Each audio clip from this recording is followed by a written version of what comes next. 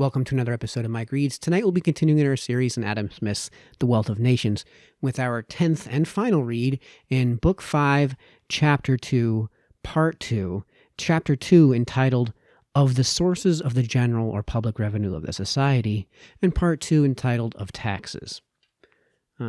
Part 2, like I've been saying all along, is very long, and it's broken up into several articles and then further into several subsections. I've been saying all along that I'll let you know when we get to the beginning or end of an article or a subsection.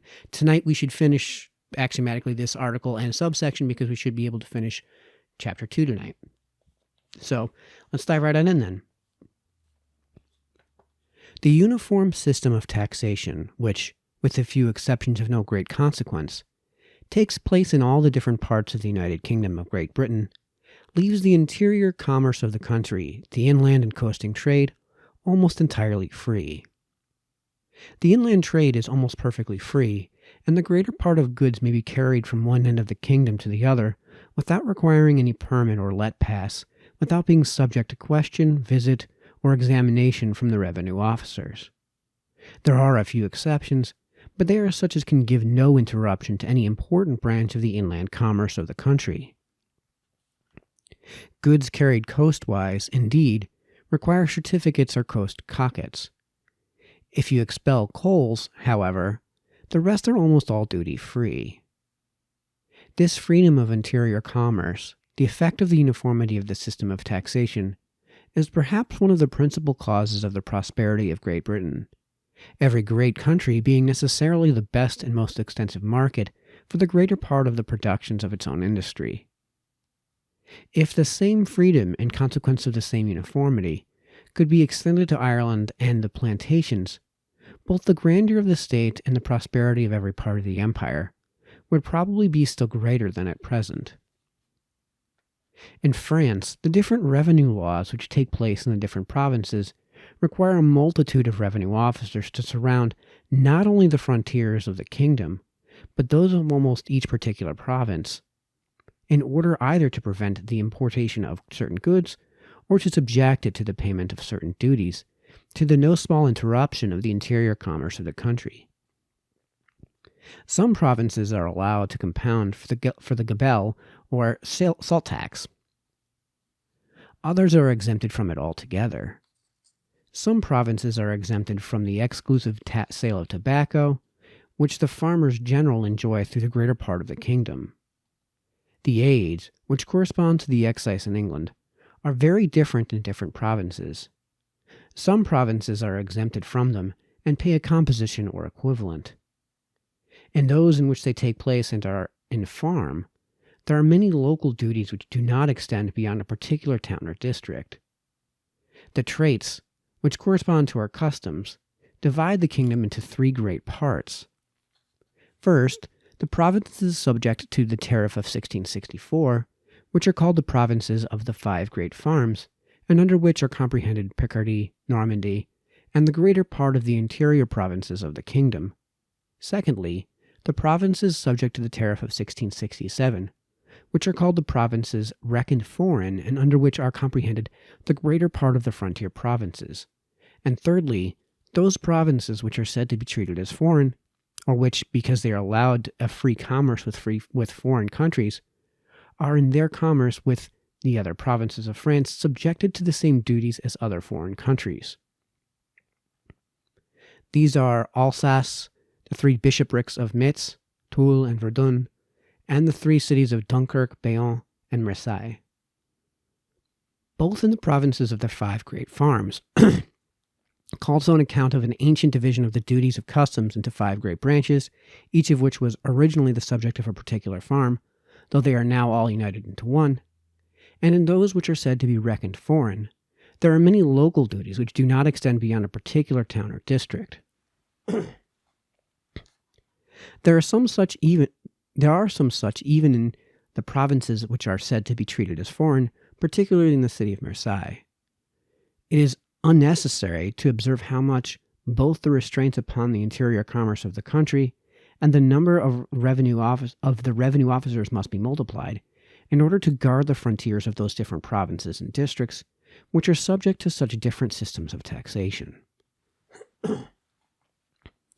Over and above the general restraints arising from this complicated system of revenue laws, the commerce of wine, after corn perhaps the most important production of France, is in the greater part of the provinces subject to particular restraints, arising from the favor which has been shown to the vineyards of particular provinces and districts above those of others.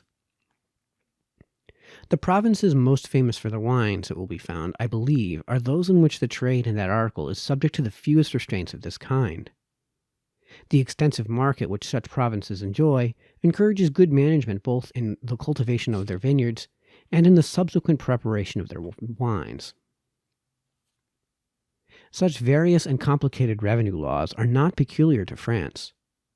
The little duchy of Milan is divided into 6 provinces, in each of which there is a different system of taxation with regard to several different sorts of consumable goods. The still smaller territories of the Duke of Parma are divided into 3 or 4, each of which has, in the same manner, a system of its own. Under such absurd management, nothing but the great fertility of the soil and happiness of the climate could preserve such countries from soon relapsing into the lowest state of poverty and barbarism.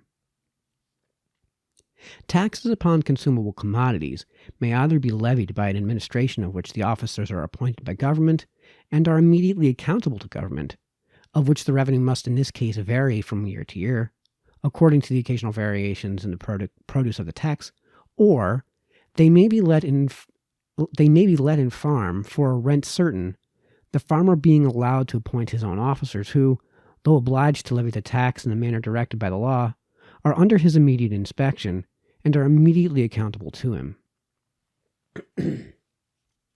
The best and most frugal way of levying a tax can never be by farm. Over and above what is necessary for paying the stipulated rent, the salaries of the officers, and the whole expense of administration, the farmer must always draw from the produce of the tax a certain profit, proportioned at least to the advance which he makes, to the risk which he runs, to the trouble which he is at, and to the knowledge and skill which it requires to manage so very complicated a concern. Government, by establishing an administration under their own immediate inspection, of the same kind with that which the farmer establishes, might at least save this profit, which is almost always exorbitant. To farm any considerable branch of the public revenue requires either a great capital or a great credit, circumstances which would alone restrain the competition for such an undertaking to a very small number of people. Of the few who have this capital or credit, a still smaller number have the necessary knowledge or experience, another circumstance which restrains the competition still even further. The very few who are in condition to become competitors find it more for their interest to combine together, to become co-partners instead of competitors, and when the farm is set up to auction, to offer no rent but what is much below the real value. In countries where the public revenues are in farm, the farmers are generally the most opulent people. Their wealth would alone excite the public indignation, and the vanity which almost always accompanies such upstart fortunes, the foolish ostentation with which they commonly display that wealth, excites that indignation still more. The farmers of the public revenue never find the laws too severe, which punish any attempt to evade the payment of a tax. They have no bowels for the contributors, who are not their subjects, and whose universal bankruptcy, if it should happen the day after their farm is expired, would not much affect their interest. In the greatest exigencies of the state, when the anxiety of the sovereign for the exact payment of his revenue is necessarily the greatest, they seldom fail to complain that without laws more rigorous than those which actually take place, it will be impossible for them to pay even the usual rent. In those moments of public distress, their demands cannot be disputed. The revenue laws, therefore, become gradually more and more severe. The most sanguinary are always to be found in countries where the greater part of the public revenue is in farm. The mildest, in countries where it is levied under the immediate inspection of the sovereign. Even a bad sovereign feels more compassion for his people than can ever be expected from the farmers of his revenue. He knows that the permanent grandeur of his family depends upon the prosperity of his people, and he will never knowingly ruin that prosperity for the sake of any momentary interest of his own. It is otherwise with the farmers of his revenue, whose grandeur may frequently be the effect of the ruin and not the prosperity of his people. A tax is sometimes not only farmed for a certain rent, but the farmer has, besides, the monopoly of the commodity taxed. In France, the duties upon tobacco and salt are levied in this manner. In such cases, the farmer, instead of one, levies two exorbitant profits upon the people: the profit of the farmer and the still more exorbitant one of the monopolist. Tobacco being a luxury, every man is allowed to buy or not to buy as he chooses. But salt being a necessary, every man is obliged to buy of the farmer a certain quantity of it, because if he did not buy this quantity of the farmer, he would, it is presumed, buy it of some smuggler. The tax upon both commodities are exorbitant. The temptation to smuggle, consequently, is to many people irresistible, while at the same time the rigor of the law and the vigilance of the farmers' officers render the yielding to that temptation almost certainly ruinous. The smuggling of salt and tobacco sends every year several hundred people to the galleys, besides a very considerable number whom it sends to the gibbet. Those taxes levied in this manner yield a very considerable revenue to government. In 1767, the farm of tobacco was let for 22,541,278 lire a year. That of salt for 36,492,404 lire. The farm in both cases was to commence in 1768 and to last for 6 years. Those who consider the blood of the people as nothing in comparison with the revenue of the prince may perhaps approve of this method of levying taxes. Similar taxes and monopolies of salt and tobacco have been established in many other countries, particularly in the Austrian and Prussian dominions, and in the greater part of the states of Italy. In France, the greater part of the actual revenue of the crown is derived from 8 different sources: the French tax, the capitation, the two vingtiemes, the gabelles, the aides, the traits, the domain, and the farm of tobacco. The 5 last are, in the greater part of the provinces, under farm. The 3 first are everywhere levied by an administration under the immediate inspection and direction of government, and it is universally acknowledged that, in proportion to what they take out of the pockets of the people, they bring more into the treasury of the prince than the other 5, of which the administration is much more wasteful and expensive. The finances of France seem, in their present state, to admit of 3 very obvious reformations. First, by abolishing the French tax and the capitation, and by increasing the number of vingtiemes, so as to produce an additional revenue equal to the amount of those other taxes, the revenue of the crown might be preserved.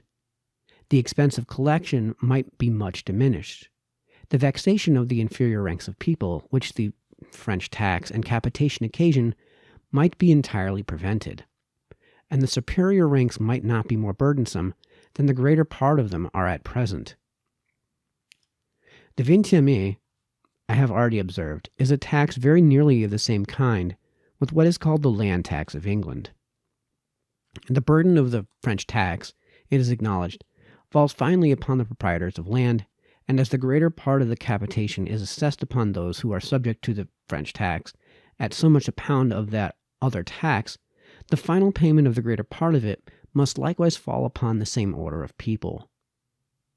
Though the number of vingtiemes, therefore, was increased so as to produce an additional revenue equal to the amount of both those taxes, the superior ranks of people might not be more burdened than they are at present.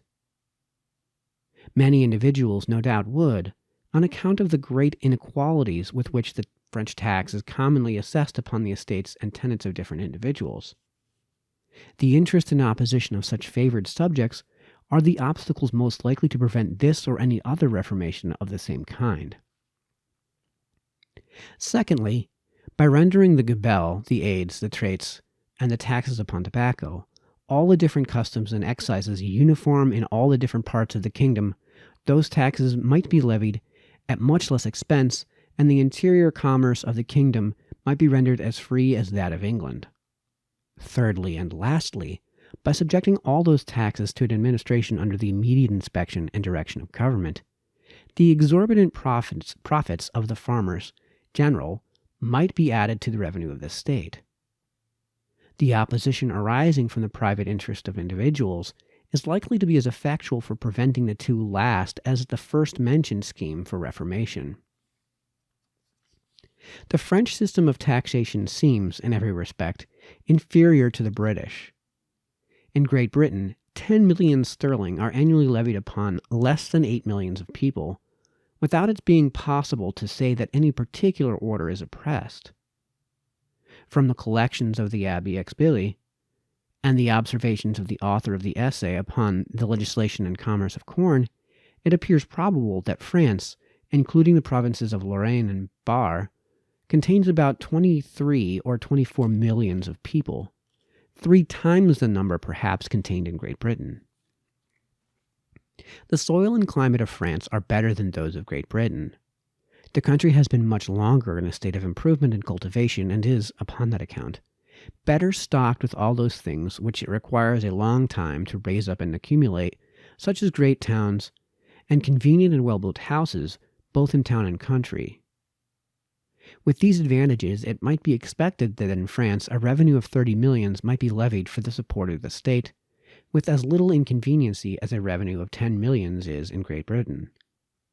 In 1765 and 1766, the whole revenue paid into the treasury of France, according to the best, though I acknowledge very imperfect, accounts which I could get of it, usually run between 308 and 325 millions of lire, that is, it did not amount to 15 millions sterling, not the half of what might have been expected had the people contributed in the same proportion to their numbers as the people of Great Britain.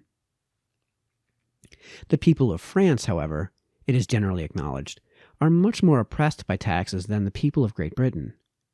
France, however, is certainly the great empire in Europe which, after that of Great Britain, enjoys the mildest and most indulgent government. In Holland, the heavy taxes upon the necessaries of life have ruined, it is said, their principal manufactures, and are likely to discourage gradually even their fisheries and their trade in shipbuilding. The taxes upon the necessaries of life are inconsiderable in Great Britain, and no manufacture has hitherto been ruined by them. The British taxes which bear hardest on manufactures are some duties upon the importation of raw materials, particularly upon that of raw silk. The revenue of the States General and of the different cities, however, is said to amount to more than 5,250,000 pounds sterling, and as the inhabitants of the United Provinces cannot well be supposed to amount to more than a third part of those of Great Britain, they must, in proportion to their number, be much more heavily taxed. After all the proper subjects of taxation have been exhausted, if the exigencies of the state still continue to require new taxes, they must be imposed upon improper ones. The taxes upon the necessaries of life, therefore, may be no impeachment of the wisdom of that republic, which, in order to acquire and to maintain its independency, has, in spite of its great frugality, been involved in such expensive wars as have obliged it to contract great debts. The singular countries of Holland and Zealand, besides, require a considerable expense even to preserve their existence, or to prevent their being swallowed up by the sea, which must have contributed to increase considerably the load of taxes in those two provinces. The republican form of government seems to be the principal support of the present grandeur of Holland. The owners of great capitals, the great mercantile families, have generally either some direct share or some indirect influence in the administration of that government.